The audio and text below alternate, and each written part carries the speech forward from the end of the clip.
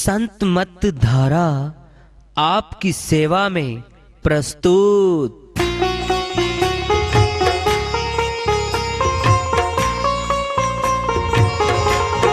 जो चाहता है प्रभु प्यारा वो आओ संत मत धारा।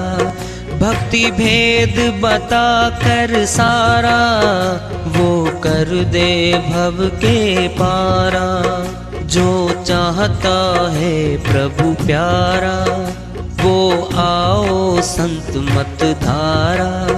भक्ति भेद बता कर सारा वो कर दे भव के पारा। जो चाहता है प्रभु प्यारा।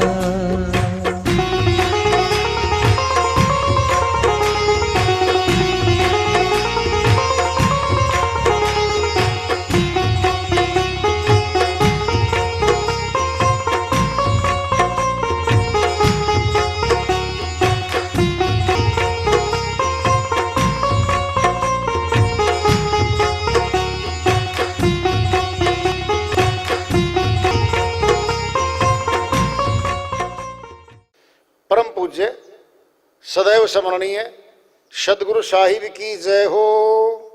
सतनाम साहिब। आदरणीय सर्व संतों की जय हो। उपस्थित आदर के योग प्रभु प्रेमी एवं जिज्ञासु आत्माओं, हम सभी पूर्ण पिता परमात्मा सभी सृष्टियों के रचनहार कुल मालिक हम सबके जीवन का आधार उनकी महिमा को सुनने के लिए एकत्रित हैं। मेरी सभी से अर्ज है कि मैं कोई जगत गुरु नहीं, कोई महाराज नहीं, कोई महामंडलेश्वर नहीं। मैं केवल सभी संतों की चरणों की धूल हूँ और आपका भक्ति मार्ग में सहायक हूँ।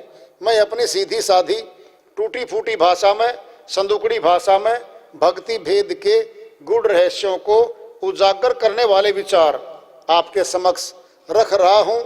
यदि अच्छे लगे अपनाएं, नहीं तो गैर जरूरी समझकर विसार दें। हाँ, सत्संग ही एकमात्र प्रभु प्राप्ति का विद्यालय है, विश्वविद्यालय है ये। और हम सभी सत्संग में आए हैं, हम जिज्ञासु तभी तो आए हैं। हम पिछले सत्संगों से वार्ता करते चले आ रहे हैं कि चेतावनी से प्रभु प्राप्ति की ओर। इस अध्याय को, इस वार्ता को आज फिर आगे बढ़ा रहे हैं। अरब खरब लो संपदा उदय अस्तलों राज। तुलसी जो निज मरण है आवे कोने काज। शिरोमणि गोस्वामी जी महाराज श्री रामचरितमानस में बहुत गहरी बात समझा रहे हैं। अरब खरब लो संपदा, अरबों खरबों की जायदाद संपत्ति धन बन जाए मनुष्य के पास, जो कि बड़ा मुश्किल है।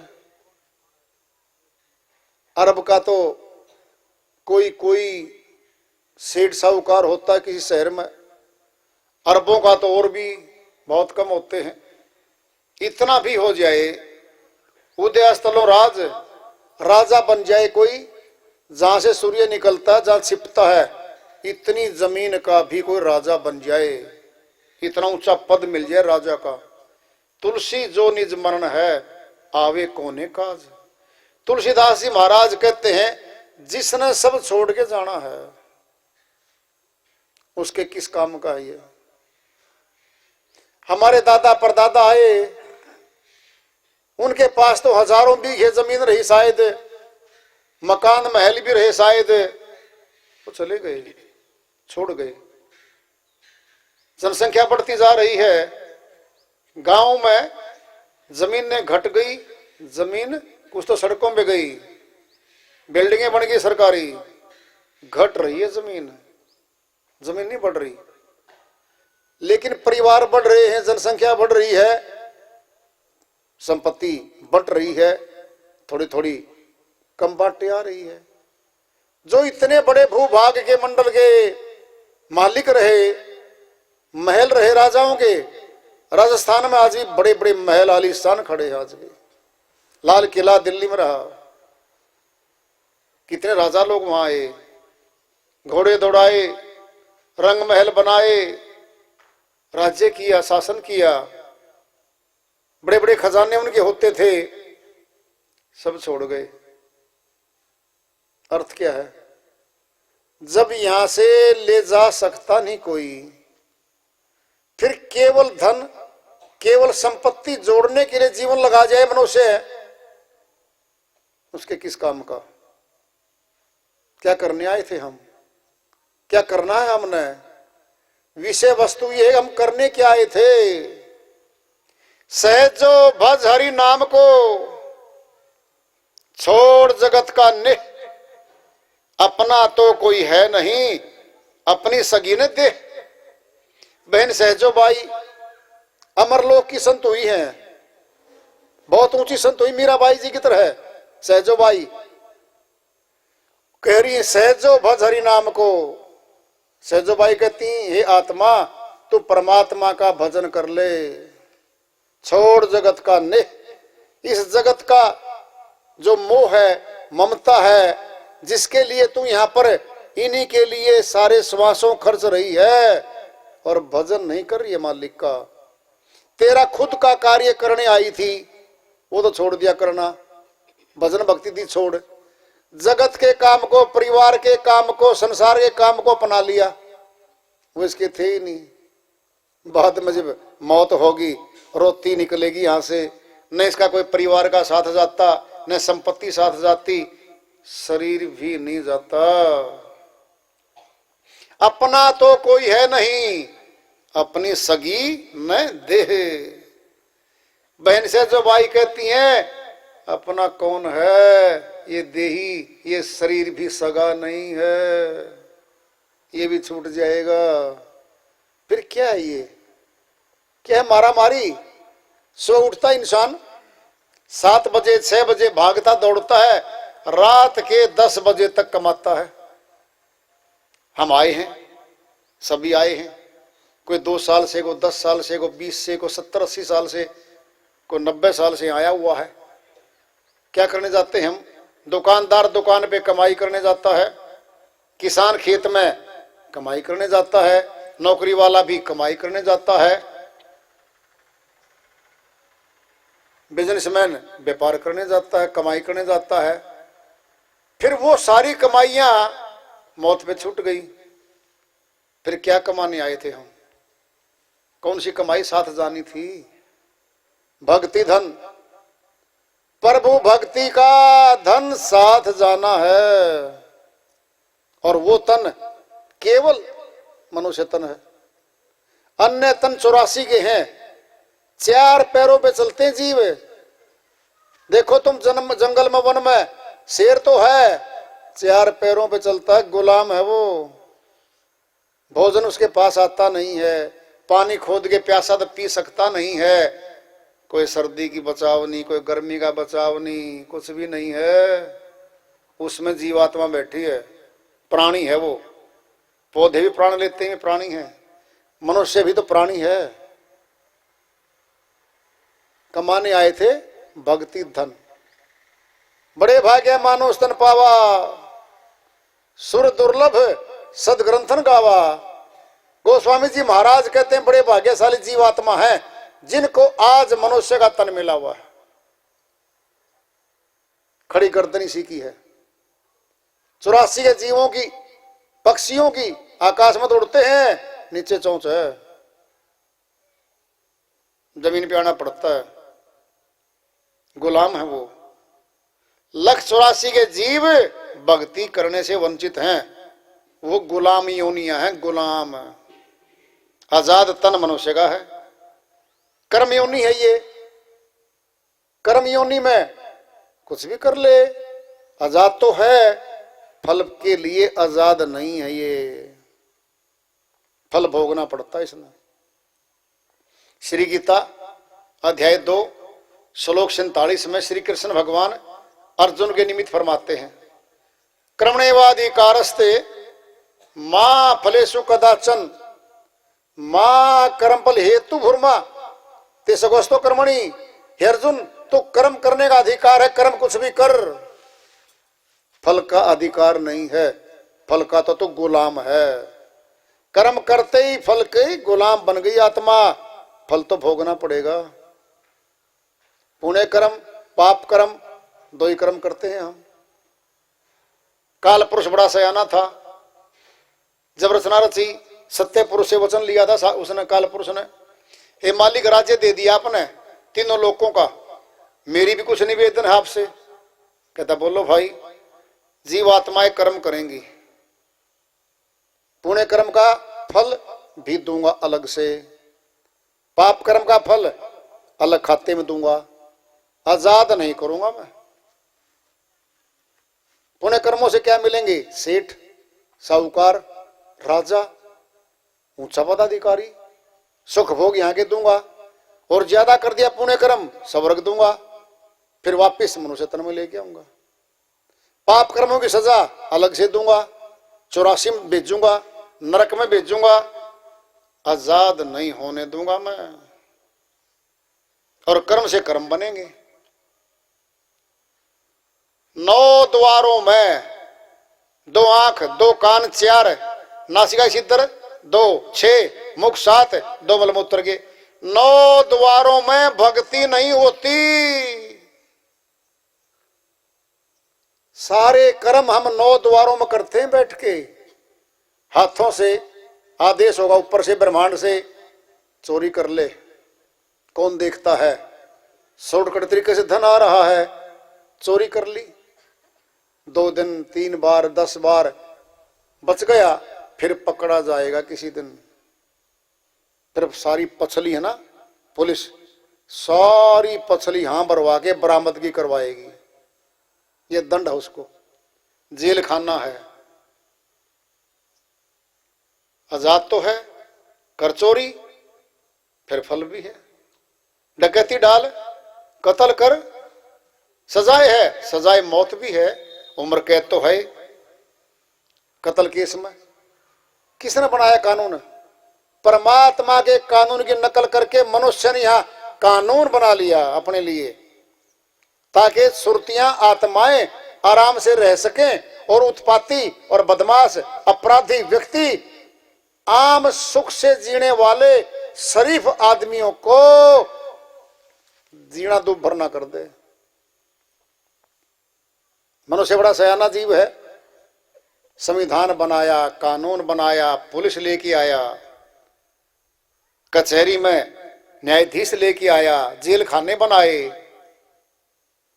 और कोई निरपराधी गलती से सजा ना हो जाए वकालत करवा के वकील बुलवाए, उसको मौका दिया तो अपनी बात रख सकता है। भाई ये तो इंसान ने बना रखा है।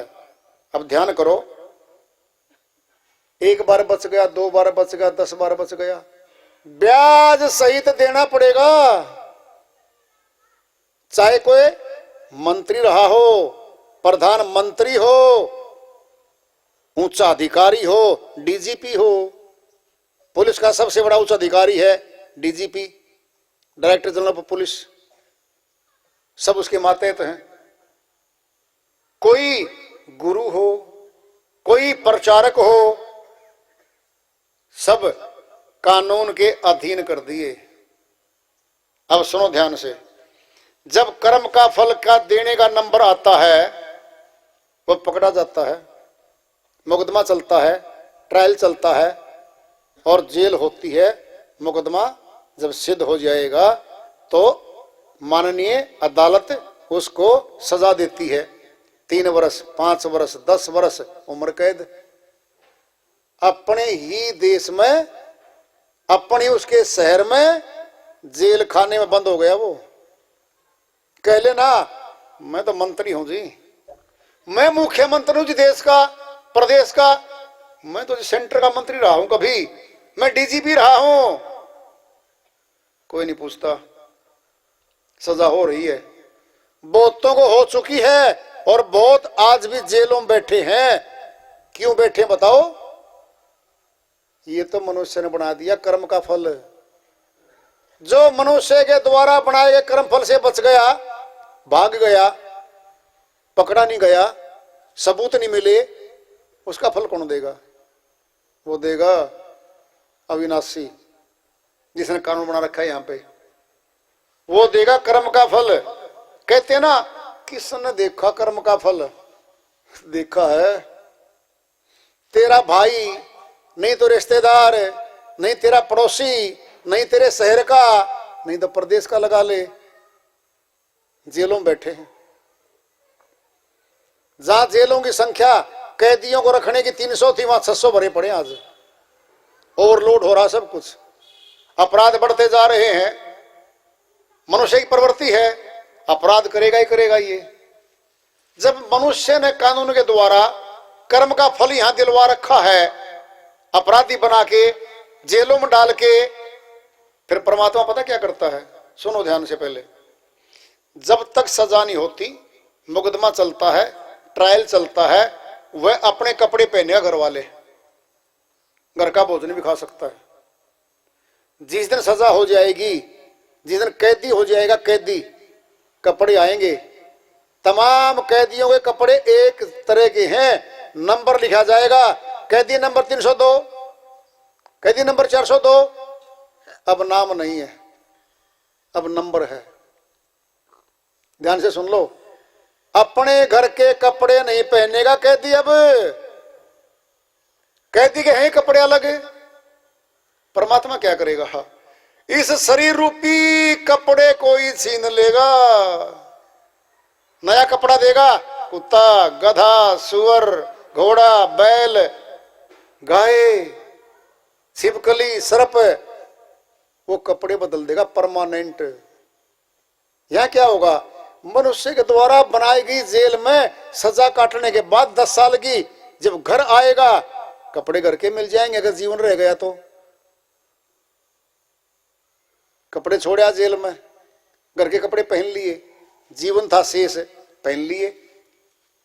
जो कैद में ही मर जाता है, जेल में ही मर जाता है, उसके तो कपड़े भी वहीं रह गए, शरीर भी वहीं रह गया। परमात्मा की अदालत में कपड़े तो बदलेगा, वो शरीर छीन लेगा। ये मनुष्य का शरीर रूपी कपड़ा छीन के 84 में भेज के आएगा। यहां से तो भाग सकता है जेल से। कई देखा होगा ना, अखबार पढ़े हैं, कई कैदी जेल तोड़ के या किसी भी तरीके से भाग जाते हैं। कई बार वहां भाग के दिखाए जीवात्मा, कुत्ता बना दिया। 50 जन्म कुत्ते के हैं, 100 जन्म सर्प के हैं। लोभी आदमी, लालची आदमी सर्प बनता है, सर्प खाने में जाता है वो सीधा। तो क्या होगा? वो कपड़े नहीं बदल सकती जीवात्मा वहां से। या तो भाग सकता है, वहां से भाग के दिखाए। ये जब मनुष्य ने कानून का राज बना रखा है, कर्म का फल बना रखा है, फिर परमात्मा का तो कर्म का फल बहुत सूक्ष्म है। छूटे छूटे कैसे कर्म फल से, छूटे कैसे कर्म फल से? श्री गीता अध्याय 8 श्लोक 37 में फरमाते हैं अर्जुन के निमित्त, हे अर्जुन, जिस प्रकार बाहर की अग्नि बाहर के ईंधनों को, लकड़ियों को फूंक कर भस्म में कर देती है, इसी प्रकार आत्म ज्ञान यज्ञ अग्नि शुभ अशुभ दोनों कर्मों को फूंक के भस्म में कर देती है। जब कर्म शेष नहीं है तो कर्जा नहीं आत्मा पे, फिर अमरलोक जाएगी। दृष्टांत लोग पिंड में ले लो, किसी सेठ जी ने कर्जा ले लिया, सेठ जी से कर्जा ले लिया नौकर ने 5 लाख। अब 5 लाख रुपए के लिए वो काम भी कर रहा है, तनख्वाह से पैसे भी कटवा रहा है, कुछ पैसे घर भी भेज रहा है। 2 लाख उतरने के बाद 3 लाख बच गए। कहता नौकर, मैं घर जाऊं जी? नहीं भाई, चुकता हिसाब करके जाना है। अब चुकता हिसाब कर दिया 5 साल में। 5 वर्ष में उस नौकर ने सेठ जी का खाता बराबर कर दिया।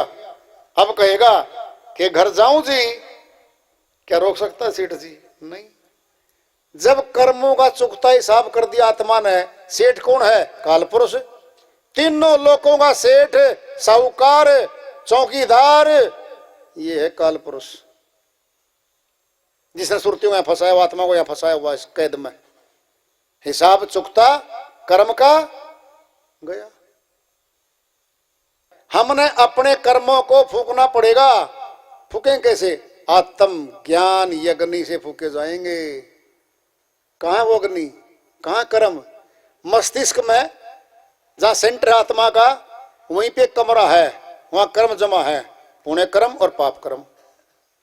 उसी के साथ ब्रह्म अग्नि, आत्म ज्योति साथ है, वहीं से फूकने पड़ेंगे।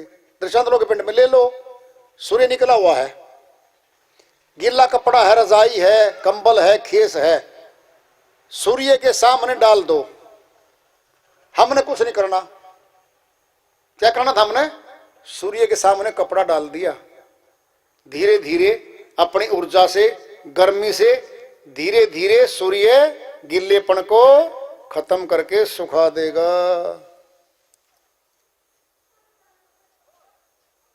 जैसे केवल सूर्य के सामने किया, कपड़ा सुखा दिया उसने। या क्या होगा? आत्मा अपने कर्मों के गिल्लेपन को मेटने के लिए, सुखाने के लिए क्या करना पड़ेगा? शब्द के सामने, परमात्मा के सामने आत्मा खड़ी होगी। जैसे सूर्य ने धीरे धीरे कपड़े गिल्लेपन को सुखा दिया, हल्का हो गया, पाक साफ हो गया, ओढ़ लो, प्रयोग कर लो, कर लो प्रयोग, कोई दिक्कत नहीं है। गिल्ले कपड़े को कौन ओढ़ के बैठता है? कोई भी नहीं, और भारी भी होता है वो। जब आत्मा परमात्मा के सामने खड़ी होगी ध्यान में, वो धीरे धीरे परमात्मा की शक्ति से कर्मों के गिल्लेपन को सुखाती सुखाती जाएगी और कर्म समाप्त हो जाएंगे। और कोई तरीका नहीं है कर्मों को फूकने का, कोई तरीका नहीं है। कर्म से कर्म बनेंगे। तो काल पुरुष ने वचन लिया था, वो बात बीच में रह रही है। क्या वचन लिया था? हे दयालु, हे सत्य पुरुष, पाप कर्मों को पुण्य कर्मों के बदले में कटने नहीं दूंगा। पाप कर्म 5 लाख, पुण्य कर्म 2 लाख, घटा के 3 लाख बचे, नहीं होने दूंगा ऐसा। कहता और पुण्य कर्मों के भोग अलग दूंगा और पाप कर्मों के अलग से दूंगा। पाप पुण्य 2 बेड़ी, एक लोहा एक कंचन केरी। साहिब कहते हैं पाप भी बंधन है, पुण्य भी बंधन है। कैसे? एक बांध दिया लोहे की जंजीर से, एक बांध दिया सोने की जंजीर से। बांध तो दोनों ही दिए। अगर ये कहे, सोने की जंजीर वाला कहे देखो तो बांध तो रखा हूं पर सोने की जंजीर से बांध रखा हूं, अरे बंधक है, जंजीर मैटर नहीं करती। अब सोने से बांध ले, क्या मतलब? एक को बोल दिया इस किले से बाहर नहीं जाएगा, हलवा खा, पूरी खा, सब कुछ कर, कैद कर दिया, इसी किले में रहेगा। ये पुण्य कर्म उसका कि माल भरा हुआ किले में, तो खाओ, बाहर नहीं जा सकता। एक को क्या दे दिया? हार्ड वर्किंग कर, मेहनत कर, खेत में जा, मजदूरी कर, रूखी सूखी खा, और यहां से बाहर नहीं जा सकता। कैद तो वो भी है, किले वाला भी, चाहे हलवा पूरी खाता हो और रूखी सूखी खाता है श्रीमान जी, फिर काम ज्यादा करना पड़ता है, हार्ड वर्किंग करनी पड़ती है, पसीना आता है, खेत में जाता है, दुकान पे पूरा 12 घंटे खड़ा रहता है। मतलब कितना कठिन काम हो गया। गुलाम तो वो भी है, गुलाम वो भी है। पाप पुण्य दोनों बंधन हैं जीवात्मा पे, दोनों बंधन है और दोनों कर्म कटेंगे। सहजो सहज ही श्वासा तीर्थ, जो कोई जानने नहाए, पाप पुण्य दोनों कटे और हरिपद पहुंचा जाए। बहन सहजो बाई अमरलोक की संत हुई है, वह कहती है सहजो सहज में ही श्वासा तीर्थ, प्राणों में तीर्थ है। और आज्ञा चक्कर में जाके जहां श्वासों का सेंटर है, हमारे नाभि में श्वास नहीं है, कहीं नहीं है, आज्ञा चक्कर में कुंभक है, कुंभक नाम उसका, कुंभ में ना घड़ा, घड़े में पानी भरा है, नीचे सुराख है, टपक टपक टपक रहा है। आज्ञा चक्कर में आंखों से ऊपर जहां ब्राह्मण लोग टीका लगाते हैं, यह वो कुंभक। रेचक मैंने छोड़ना, पूरक मैंने श्वास को पूरा करना। फिर पूरा कहां हो रहा है? नासिका का ये पिछला भाग है, अग्र भाग तो मस्तक में है, यहां है। यहां से श्वास 9 द्वारों में टपक रहे हैं, ये खर्च हो रहे हैं। 9 द्वारों में भक्ति नहीं हो सकती। 10वां द्वार इसी के पास है। 10वां द्वार खोलेगा, वेदी गुरु खोल लेगा, ब्रह्म ज्योति प्रकट होगी। क्या प्रकट होगी? ब्रह्म ज्योति। और ब्रह्म ज्योति में, अग्नि में ये है विशेषता, वो फूकेगी, अन्य कोई तरीका नहीं है। कर्म से कर्म बनने हैं। हजारों को भंडारा कर दो, करोड़ों को आएगा दान कर दो, वस्त्र निमंत्रण कर दो गरीबों में, पुण्य कर्म सारे फल मिलेगा। आजाद तो नहीं हो पाया। आजाद करना है ना, कर्मों को फूंक दो। आत्म ज्ञान रूपी अग्नि में कर्म फूके जाते हैं। अनपढ़ करो, पढ़ा लिखा करो, कोई जाति बीच में नहीं, कोई धर्म बीच में नहीं, तन मनुष्य का चाहिए है, वो है। जैसे हम भोजन करते हैं, पानी पीते हैं, अनपढ़ और पढ़े लिखे में तो कोई अंतर नहीं चीज का। तो ऐसे ही परमात्मा की भक्ति किसी के लिए वर्जित नहीं है। कठिन कठिन मंत्र है, भाषाओं के कठिन कठिन भाषाओं के, अनपढ़ तो नहीं बोल सकता। अगर मंत्रों को, कठिन भाषाओं को भक्ति मानेंगे, फिर अनपढ़ तो नहीं बोल सकता, नहीं कर सकता, नहीं पढ़ सकता, वो तो वंचित हो गया। वंचित नहीं है वो।